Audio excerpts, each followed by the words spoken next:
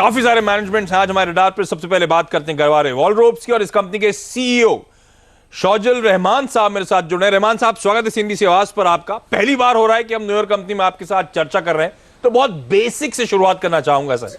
मैं आपकी कंपनी के बारे में पढ़ रहा था कि दुनिया की लार्जेस्ट प्रोड्यूसर है पॉलीमर कॉर्डेजेस की। आसान शब्दों में सर्च करा मैंने तो इसका मतलब है कॉर्ड्स और रोप्स बनाने का कामकाज। तो पहले तो गरवारे वॉल रोप्स का कारोबार समझाइए, किस तरह की ये वॉल और रोप्स बनाने की, कॉर्ड्स और रोप्स बनाने की कंपनी है। धन्यवाद आशीष, शुक्रिया आपने शो पे आमंत्रित किया हमको। हमारी कंपनी बेसिकली 75 कंट्रीज में बिजनेस करती है। इंडिया में हमारा अराउंड 55% बिजनेस इंडिया से आता है और 45% बिजनेस इंडिया के बाहर से आता है। हम 7 मेजर सेगमेंट्स में पार्टिसिपेट करते हैं ग्लोबली।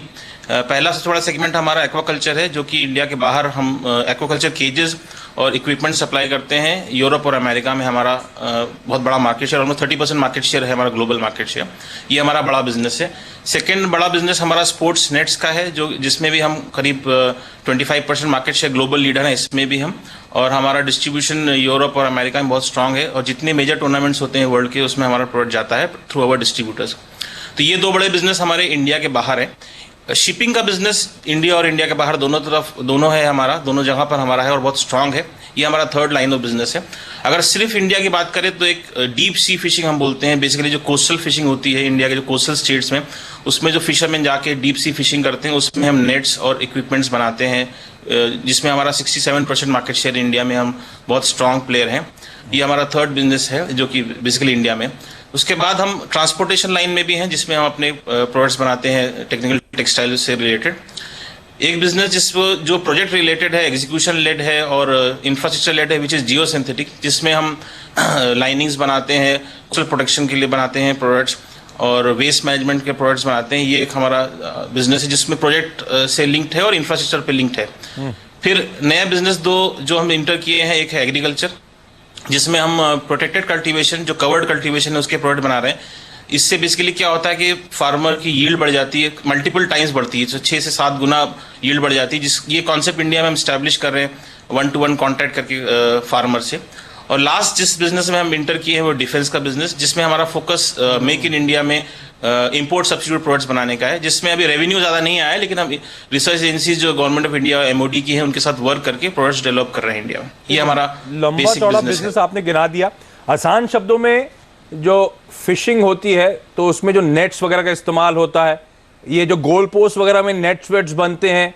आप जब स्पोर्ट डिवीजन की बात करें तो मैं यही समझू ना, वो टेनिस के लिए जो नेट बना या गोल पोस्ट के लिए। बिल्कुल बिल्कुल सही। और एक्वाकल्चर में जो मैं बताया वो एक्वाकल्चर केजेस होते हैं, जो इंडिया के बाहर सैल्मन की फार्मिंग होती है कोल्ड कंट्रीज में, उसके केजेस बनाते हैं और उसके इक्विपमेंट्स बनाते हैं। अच्छा, आपने हाईलाइट किया कि 55-45 का मिक्स है, 45% रेवेन्यूज ग्लोबल मार्केट से आते हैं आपके पास।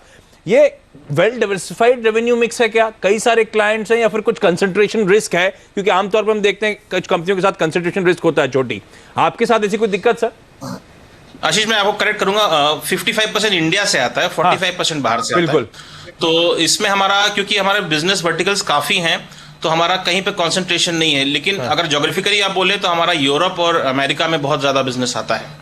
अच्छा, फिर मेरे लिए ऑब्वियस सवाल है कि ये 2 ज्योग्राफीज और खासतौर पे यूरोप को लेकर तो हम बड़े डरे हुए हैं। एक स्लोडाउन का खतरा है, वो ब्रेक्जिट के बाद किसी का इंटरप्रिटेशन नहीं है कि किस हद तक का मंदी उस मार्केट में आएगी या फिर यूरोजोन को किस हद तक दिक्कतें होंगी। आप क्या गौज कर रहे हैं? आपने भी अपने क्लाइंट से बातचीत करी होगी, ऑब्वियस है, उनसे क्या फीलर्स आ रहे हैं? कुछ प्रेशर आने वाला है एक्सपोर्ट कारोबार में आपके? देखिए, अगर आप यूरोप की बात करें, यूरोप की जीडीपी अभी 1 से 1.5% ग्रो कर रही है। हम स्पोर्ट्स सेगमेंट में हैं, जो मुझे नहीं लगता इतना इम्पैक्ट होगा जीडीपी ग्रोथ से। दूसरी चीज, जो हमारा सैल्मन से रिलेटेड प्रोडक्ट है, सैल्मन की फार्मिंग, सैल्मन का प्राइस काफी राइज कर रहा है, उससे हमको फायदा मिल रहा है। तो एक्चुअली हमको अभी ब्रेक्सिट का कोई इम्पैक्ट नहीं हुआ।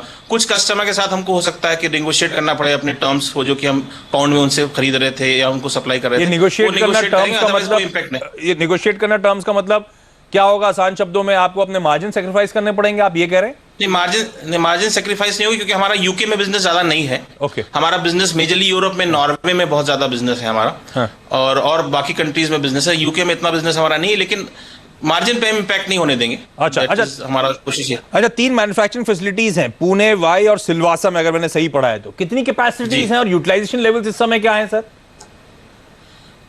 देखिए, हमारा कैपेसिटी तो हम शेयर नहीं करते टनेज वाइज, बट हमारा यूटिलाइजेशन ऑलमोस्ट 90% के आसपास चलता है। हमारा मॉड्यूलर बिजनेस मॉडल है, तो हमको अगर कैपेसिटी कहीं शिफ्ट करनी पड़ती है तो हम कर सकते हैं। तो अच्छा। हमको फिलहाल कैपेसिटी की वजह से कोई सेल में इफेक्ट नहीं पड़ता। अच्छा, आपने कहा एक्सपोर्ट से 45% कंट्रीब्यूशन आता है। मैं पढ़ रहा था कहीं पे कि मैनेजमेंट का अगले 2 सालों में टारगेट है इसे बढ़ाकर 65% तक ले जाने का। क्या वाकई ऐसे कुछ एग्रेसिव टारगेट्स आपने सेट कर रखे हैं और ऐसे ग्लोबल मंदी में आपको वाकई लगता है अचीवेबल है?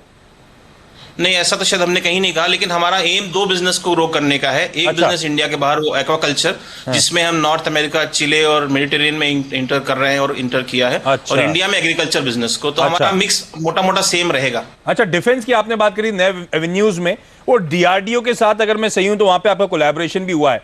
क्या योजना है, कितना बड़ा एड्रेसेबल मार्केट है, क्या टारगेट्स लेके आप चल रहे हैं, वो कितना बड़ा सेगमेंट हो सकता है आपके लिए? क्योंकि डिफेंस सिस्टम है, वो फ्लेवर में और वो बड़ी थीम है, अंडरलाइंग मोमेंटम बड़ा लोग मानते हैं स्ट्रांग है।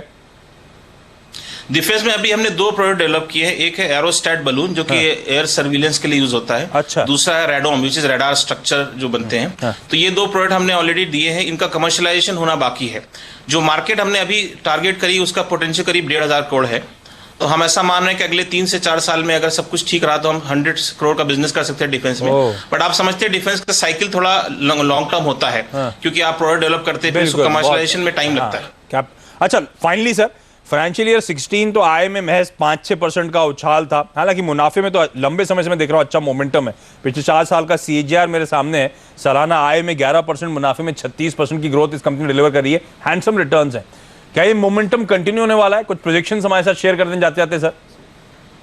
फॉरवर्ड लुकिंग आउटलुक तो मैं आपके साथ शेयर नहीं कर सकता, लेकिन हम फंडामेंटल लेवल पे काम कर रहे हैं। इनोवेशन में, न्यू प्रोडक्ट डेवलपमेंट में और लीन मैन्युफैक्चरिंग में हमारा फोकस है। तो हो सकता है कि हम इस मार्जिन को सस्टेन कर सके, लेकिन फॉरवर्ड लुकिंग आउटलुक नहीं है। हमारा कोशिश यही है कि हम फंडामेंटल गुड वर्क करें, नए प्रोडक्ट्स और इनोवेटिव प्रोडक्ट्स लॉन्च करें और अपनी मैन्युफैक्चरिंग स्ट्रक्चर को और कॉस्ट स्ट्रक्चर को जितना कम कर सकते हैं कम करें। और पीपल कैपेबिलिटी पे इन्वेस्ट कर रहे हैं। एम्प्लॉय एंगेजमेंट स्कोर्स हमारे काफी इंप्रूव हो रहे हैं। तो ओवरऑल मुझे लगता है कि हम कंटिन्यू कर सकेंगे ये रिजल्ट। चलिए, मोमेंटम शायद कंटिन्यू होता हुआ नजर आए। सर बहुत बहुत धन्यवाद रहमान साहब, हमारे लिए वक्त निकालने की। तो इंटरेस्टिंग कंपनी गरवारे वॉलरोप, बहुत ही डिफरेंट बिजनेस मॉडल इस कंपनी का। अच्छे ग्रोथ ट्रैक रिकॉर्ड रहा है, मैनेजमेंट कॉन्फिडेंट आगे भी सिमिलर आउटलुक देखने को मिलेगा। लेकिन